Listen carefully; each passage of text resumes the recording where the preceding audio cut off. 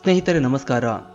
ಭಾರತದ ಪ್ರಮುಖ ಐಟಿ ಸಂಸ್ಥೆ ಟಾಟಾ ಕನ್ಸಲ್ಟೆನ್ಸಿ ಸರ್ವಿಸ್ ನಾಸಿಕ್ ಶಾಖೆಯಲ್ಲಿ ನಡೆದಿದೆ ಎನ್ನಲಾದ ಗಂಭೀರ ಘಟನೆಗಳು ಇದೀಗ ದೇಶದಾದ್ಯಂತ ಚರ್ಚೆಗೆ ಗ್ರಾಸವಾಗಿವೆ.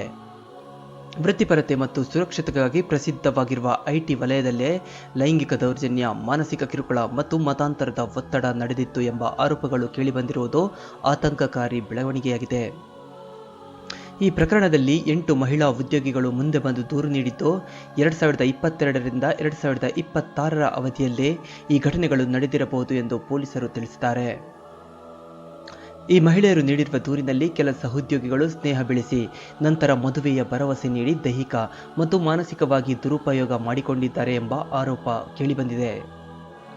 ಇದಲ್ಲದೆ ಕೆಲವು ಸಾಕ್ಷಿಗಳ ಹೇಳಿಕೆಗಳ ಪ್ರಕಾರ ಮಹಿಳೆಯರ ಮೇಲೆ ನಿರಂತರವಾಗಿ ಮಾನಸಿಕ ಒತ್ತಡ ಹೇರಲಾಗುತ್ತಿತ್ತು, ಕೆಲಸ ಕಳೆದುಕೊಳ್ಳುವ ಭಯ ತೋರಿಸುವುದು ಮತ್ತು ಕೆಲವು ಸಂದರ್ಭಗಳಲ್ಲಿ ನಿರ್ದಿಷ್ಟ ಧಾರ್ಮಿಕ ಚಟುವಟಿಕೆಗಳಲ್ಲಿ ಭಾಗವಹಿಸಲು ಒತ್ತಾಯ ಮಾಡಲಾಗುತ್ತಿತ್ತು ಎಂಬ ಗಂಭೀರ ಆರೋಪ ಕೇಳಿಬಂದಿದೆ.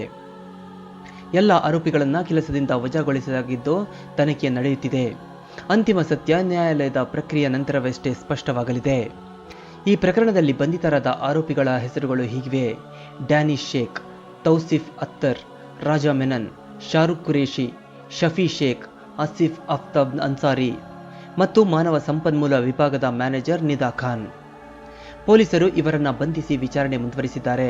ಈ ಪ್ರಕರಣದ ಸಂಪೂರ್ಣ ಸತ್ಯ ಹೊರತೆಗೆಯಲು ವಿಶೇಷ ತನಿಖಾ ತಂಡವನ್ನು ರಚಿಸಲಾಗಿದೆ.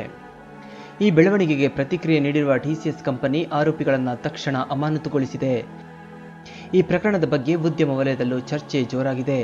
ಐಟಿ ಕ್ಷೇತ್ರದ ಪ್ರಮುಖ ವ್ಯಕ್ತಿ ಟಿವಿ ಮೋಹನ್ ದಾಸ್ ಪೈ ಪ್ರತಿಕ್ರಿಯೆ ನೀಡುತ್ತಾ ಕೆಲಸದ ಸ್ಥಳಗಳಲ್ಲಿ ವೃತ್ತಿಪರತೆ ಮತ್ತು ನೈತಿಕತೆ ಕಾಪಾಡುವುದು ಅತ್ಯಂತ ಮುಖ್ಯ ಎಂದು ತಿಳಿಸಿದ್ದಾರೆ. ಯಾವುದೇ ರೀತಿಯ ಒತ್ತಡ ಅಥವಾ ಕಿರುಕುಳಕ್ಕೆ ಅವಕಾಶ ಕೊಡಬಾರದು ಎಂದು ಅವರು ಹೇಳಿದ್ದಾರೆ. ಒಟ್ಟಿನಲ್ಲಿ ಟಿಸಿಎಸ್ ನಾಸಿಕ್ ಪ್ರಕರಣ ಗಂಭೀರ ಸ್ವರೂಪ ಪಡೆದುಕೊಂಡಿದ್ದು ತನಿಖೆ ಮುಂದುವರಿಯುತ್ತಿದೆ. ಈ ಪ್ರಕರಣದ ನಿಜಾಂಶಗಳು ಹೊರಬರುವವರೆಗೂ ದೇಶಾದ್ಯಂತ ಎಲ್ಲರ ಗಮನ ಇದೀಗ ಈ ತನಿಖೆಯ ಮೇಲೆ ನೆಟ್ಟಿದೆ.